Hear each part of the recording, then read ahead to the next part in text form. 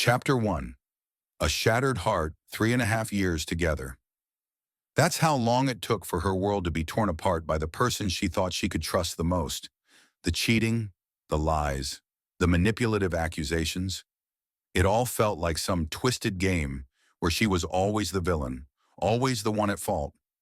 But the truth was, she had been the one cheated on, over and over again.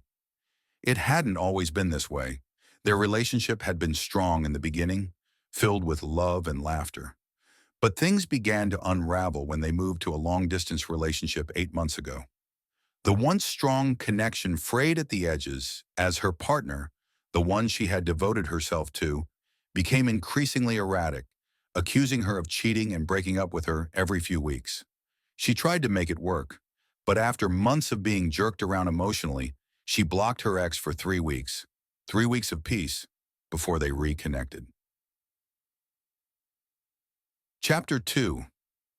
The Revelation. When they finally met up again, her ex gave her the classic line about keeping the door open for them to work things out in the future. But it came with conditions. They could only be friends for now. Her ex claimed she needed to work on herself, but it was a line that rang hollow. She knew what it really meant. It meant her ex had already moved on to someone else. Days later, the truth came crashing down. She found out her ex had been cheating on her for months with a girl she was now dating. The betrayal was complete, and for the first time in a long while, she felt a sense of finality. This was it. No more going back. She confronted her ex, made it clear she wanted nothing more to do with her, and shut the door on the relationship for good. Or at least she thought she had. Chapter 3. The 11:30 p.m. call. But some people don't go away quietly. Some people can't stand the idea of losing control.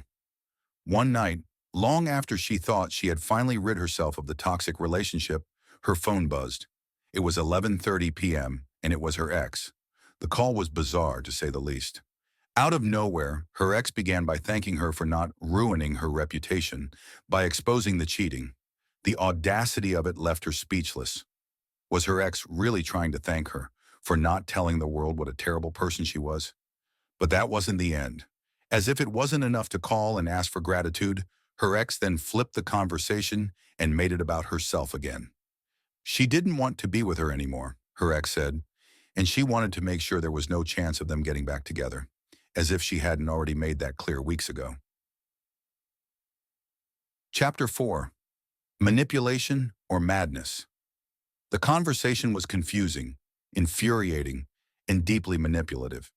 Here she was, heartbroken and trying to move on, and her ex had the nerve to call her at nearly midnight to break up with her again, this time as though she were the one clinging to the past. It was as if her ex was trying to rewrite the narrative, to make her seem like the desperate one, when in reality, she had been the one wronged. But why? Why would someone who had cheated repeatedly, lied, and manipulated her for months feel the need to call and reassert their dominance over the situation? Was it some kind of psychological game? A tactic to make her feel inferior or question herself? The more she thought about it, the more she realized her ex's actions weren't about her at all. They were about control. Her ex needed validation, needed to feel like she was still relevant, still powerful, even after everything she had done. She wanted to be the one who ended things, the one who had the final say. In her twisted mind, it wasn't enough to cheat, lie, and move on to someone else. She needed to ensure that her ex-girlfriend felt small, insignificant, and beneath her. Chapter 5. Moving on. But she wasn't going to let that happen. She was done. Done with the gaslighting, the manipulation, the toxic mind games. This was not the person she fell in love with years ago. This was someone who had shown their true colors, and she had no desire to entertain any more of the madness.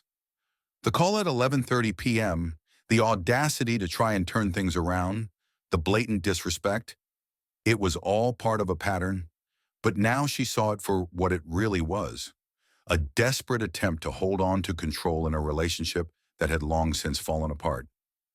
There was no going back. The chapter was closed, and she was ready to move on to a future where she no longer had to question her worth because of someone else's insecurities. And as for her ex, she could keep playing her games, but she'd have to do it alone.